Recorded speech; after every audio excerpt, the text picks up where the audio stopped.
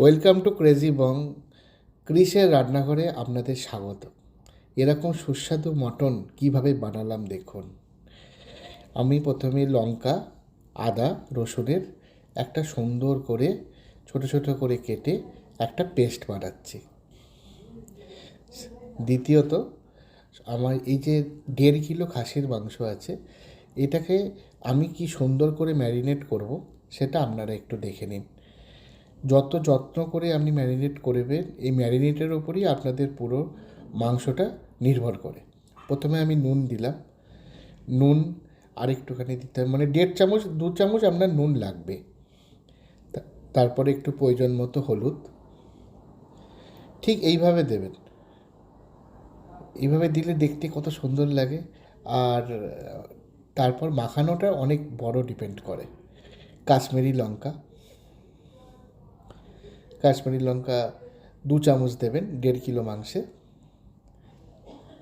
আর আমি দেবো জিরে গুঁড়ো, এই জিরে গুঁড়ো। আর এরপর আমি দেবো সর্ষের তেল।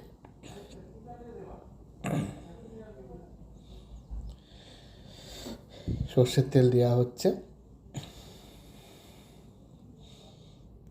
এইবার এত ভালোভাবে এটা মাখতে হবে যাতে প্রত্যেকটা মাংসের টুকরোর গায়ে এটা ভালোভাবে থেকে যায়।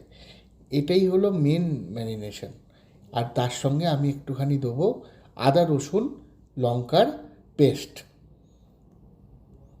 এই পেস্টটা যে বানিয়েলাম আমি তখন, সেই পেস্টটা এখন আমি এটার সঙ্গে অ্যাড করছি,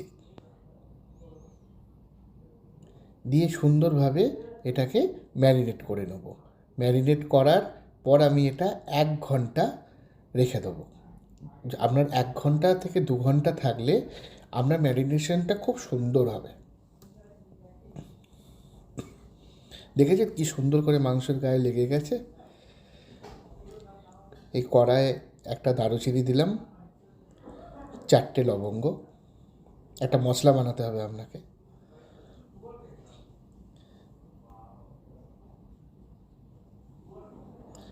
ছটা শুকনো লঙ্কা,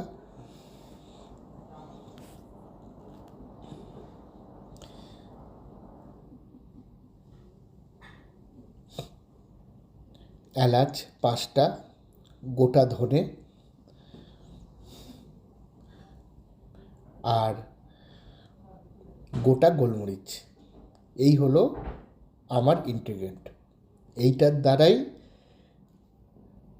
যে আসল মটনের যে সেন্টটা, এই মশলাটাই এনে দেবে। এই মশলাটাকে আমি 3 থেকে 4 মিনিট হালকা একটু গরম করে নেব।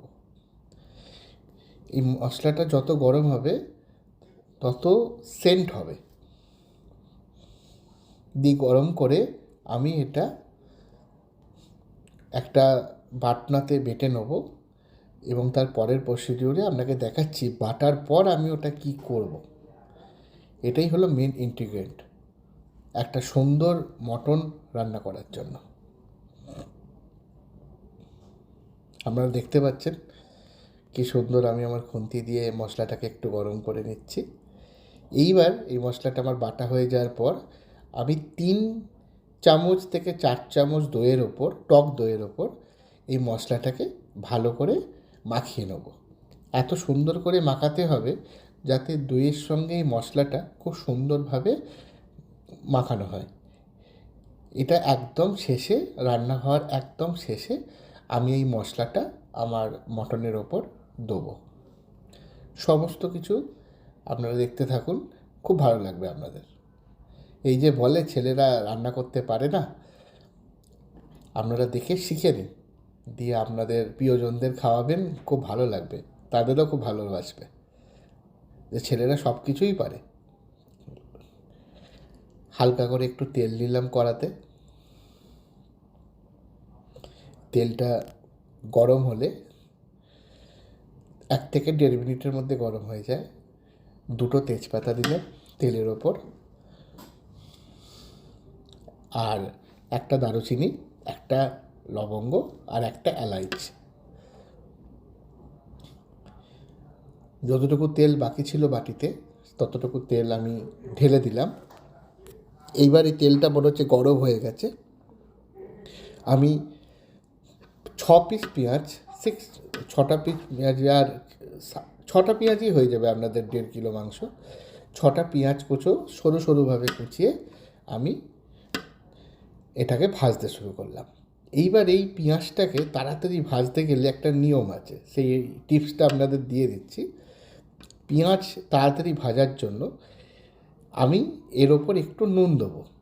তাহলে কী হবে, এই নুনটা দিলে পেঁয়াজটা তাড়াতাড়ি ভাজা হয়ে যাবে, জলটা তাড়াতাড়ি বেরিয়ে যায় এই নুনটা দিলে।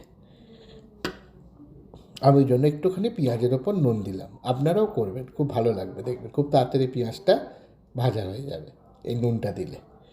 আর আরেকটা কাজ করব এরপরে, দেখুন পেঁয়াজটা কী সুন্দর, যতক্ষণ না লাল লাল ভাজা হচ্ছে, লাল লাল ভাজা যতক্ষণ না হচ্ছে ততক্ষণ আপনারা এরকমভাবে নাড়তে থাকবেন। পেঁয়াজের রঙ, এই যে চিনিটা দিচ্ছি আমি, এই চিনিটা দিচ্ছি মিষ্টির জন্য নয়, এই চিনিটা দিচ্ছি পেঁয়াজের রঙটা যাতে লাল হয়, ওই জন্য আমি এই চিনিটা ব্যবহার করছি। তো আপনারাও করবেন। তার সঙ্গে আদা রসুন পেস্ট, যেটা আমি বেটেছিলাম শুরুতেই, সেই আদা রসুন পেস্ট, যেটা আমি মাংসের সাথেও কিছুটা মাখিয়েছি আর রান্না করার সময়ও আমি দিয়েছি। সঙ্গে একটু কাশ্মীরি লঙ্কার গুঁড়ো, ওই মাংসের ওই এর সাথে, আপনার পেঁয়াজের সাথে কাশ্মীরি লঙ্কার গুঁড়ো, তার সঙ্গে একটু হলুদ। হলুদ দেওয়ার পর একটা গোটা টমেটো, এই টমেটোটা খুব সুন্দরভাবে আপনার পেঁয়াজটাকে এ করতে সাহায্য করে। মাংস আমি দিয়ে দিয়েছি, ম্যারিনেট করা মাংসটা, মাংসটা দেওয়ার পর ওটাকে এইভাবে কষতে হবে। আপনি যত কষবেন, অনেকে কী করে এই কষার জন্য একটু 10 মিনিট অন্তর অন্তর জল ব্যবহার করে। আমি কিন্তু এর মধ্যে কোনো রকম জলের ব্যবহার করিনি। আমি এই চিনি দিলাম একটু, নুন আর চিনি স্বাদ মতো, কষতে কষতে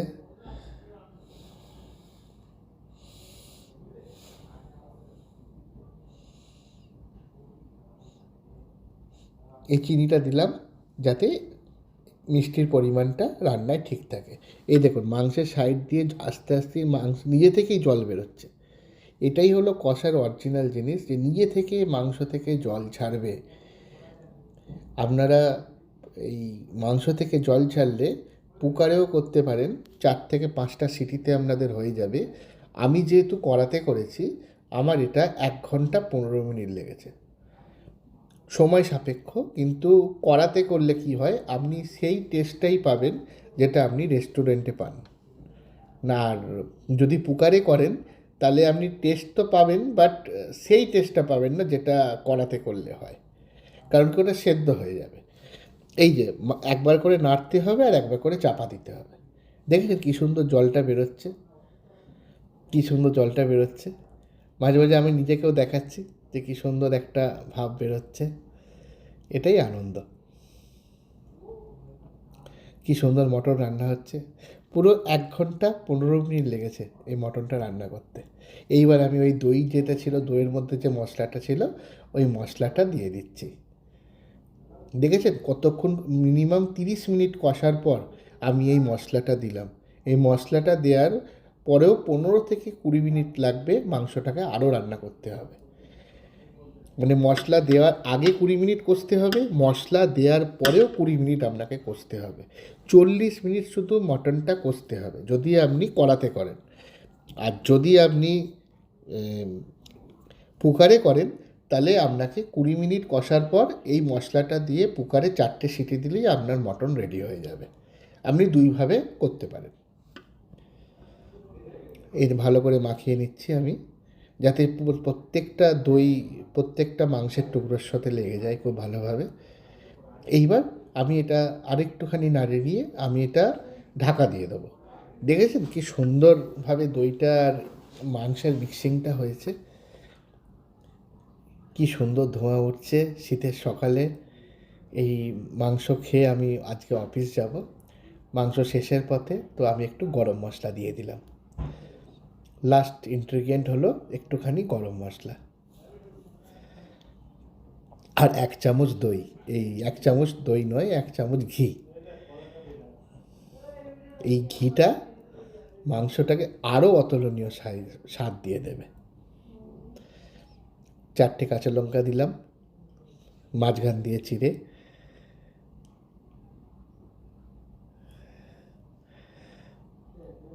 তাহলে মাংসের রূপটা অনেক সুন্দর লাগে। আর লাস্টে আমি এর সঙ্গে একদম শেষে একটা জিনিস অ্যাড করব, একটু সাসপেন্স থাক কী অ্যাড করব, খুবই আপনারা জানেন আমি কী অ্যাড করব। এক আর এই লঙ্কা আর ঘিটা দেওয়ার পর ঠিক 5 মিনিট হয়ে গেলেই আমরা রান্নাটা কমপ্লিট হয়ে যায়। এবার আমি অ্যাড করব এর মধ্যে ধনে পাতা। এখন শীতকাল, ধনে পাতা পাওয়া যায়, এরকম সুন্দর ধনে পাতা ভালো করে ভিজিয়ে তারপর কেটে শুধু সামনের অংশটুকু দিয়ে আপনারা মাংসের ওপর দিয়ে দেবেন। দিয়ে 2 মিনিট চাপা দিলেই আপনার মাংস রেডি হয়ে যাবে ফর সার্ভিং। এরকম তুলতুলে মটন কষা আর গরম ভাত খেয়ে আমি সেদিন অফিস এসেছিলাম। তো আমি চাই আমার রান্না দেখে সমস্ত বাঙালি ছেলেরা নিজেরাই রান্না করতে শিখুক। কারণ কি এখন মোদিজি বলেছেন যে স্বনির্ভর ভারত, তো সবাইকেই সব কিছুটা জানা দরকার।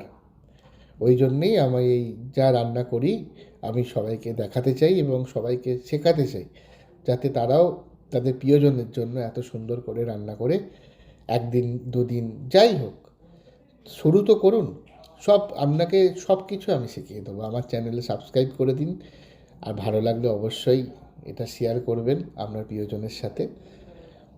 হ্যাঁ, সব তো হলো, এবার টেস্টটা করে দেখি কেমন হয়েছে। দেখুন কত সফট। এই না হলে মটন। Thank you.